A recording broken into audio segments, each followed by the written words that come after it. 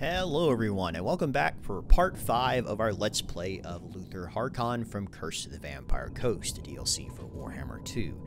Now, we've unlocked the final battle, but before we do that, I think it's time to put Luthor Harkon's mind back together again.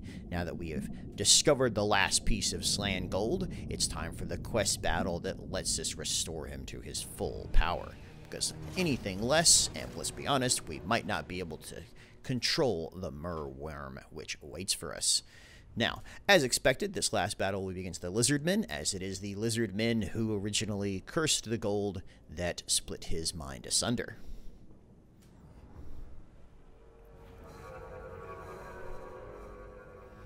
Ooh, this is a true... Not gonna let me try and figure this one out. That mob of reptilian scoundrels traveled far for their precious gold. It must be important.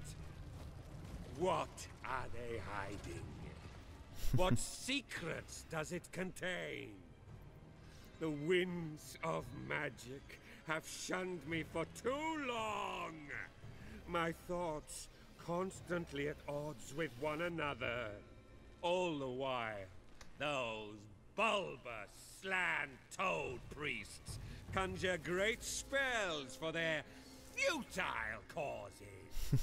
And now they hide behind a glyph-enchanted tower. I must reconnect with my powers. I must silence the voices in my head. Forward, deckhands! Bring me that Slan Gold, or I'll send you back to your watery graves! Fun thing about those quest battles, they do make sure to do the interesting missions, which is a lot of fun. Now, you'll notice the army is pretty much the same from before. Main difference is being here that our rotting Prometheans have taken the place of our gunnery mob, and our rotting Leviathans have taken a new position of prominence. So this one was a bit of an experimental army, trying to figure out just how much damage we could lay down. You'll notice everything has a gun of some kind and is basically self-sufficient. So the first part here will be to assault the Tower of the Slan.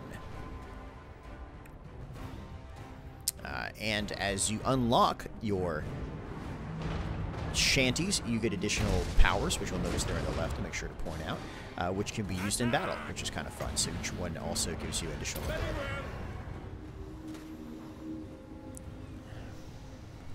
Let's see. Ooh. Golly, Big Bess just does so much stinking damage.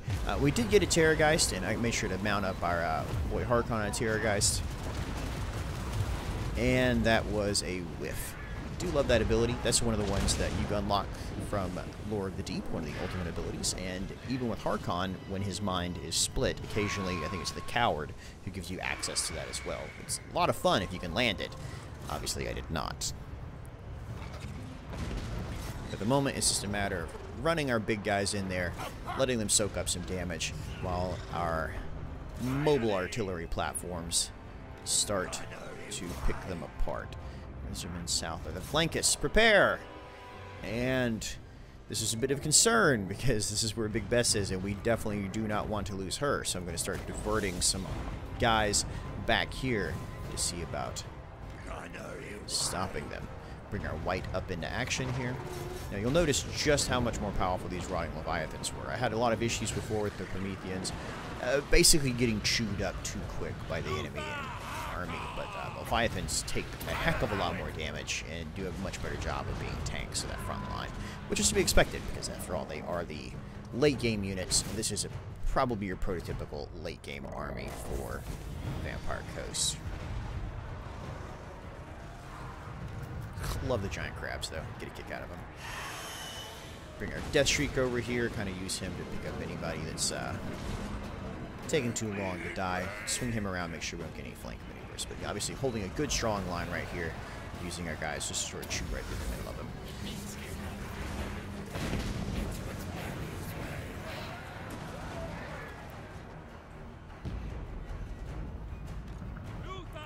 Now that everybody's basically running away, let's get them in position to accept this next attacking army.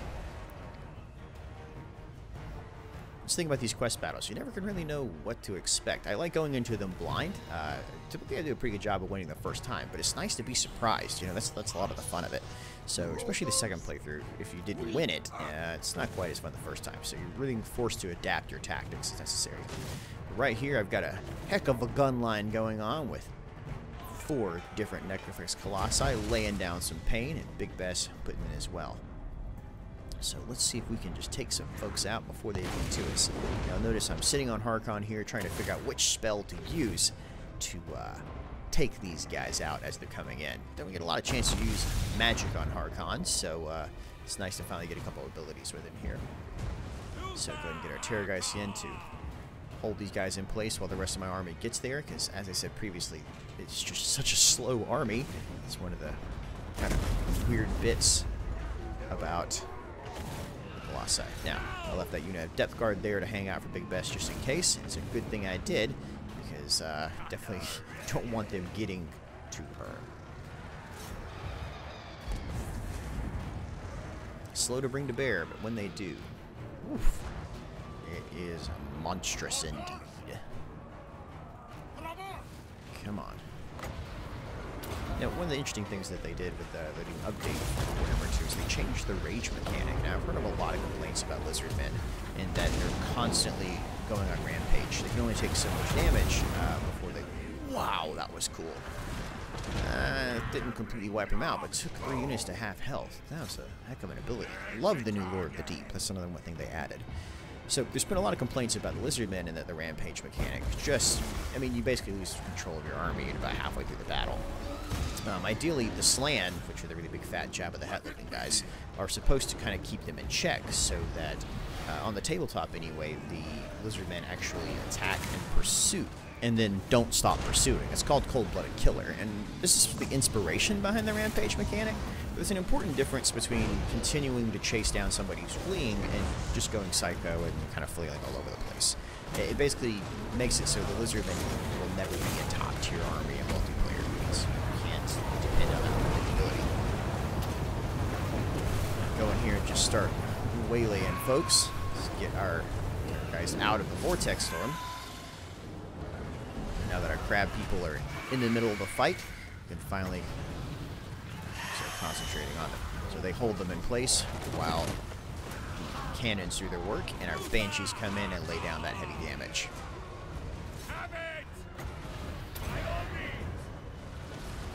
Oh, love that rampage of that giant hermit crab just flailing everybody around.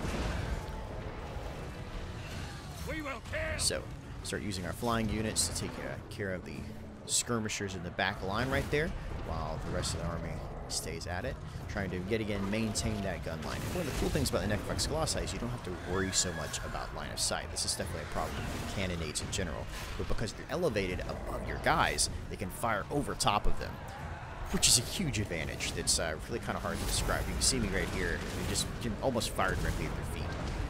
It's crazy powerful to finally not have to worry about line of sight all of a sudden, which is what makes the Vampire Coast faction so darn fun.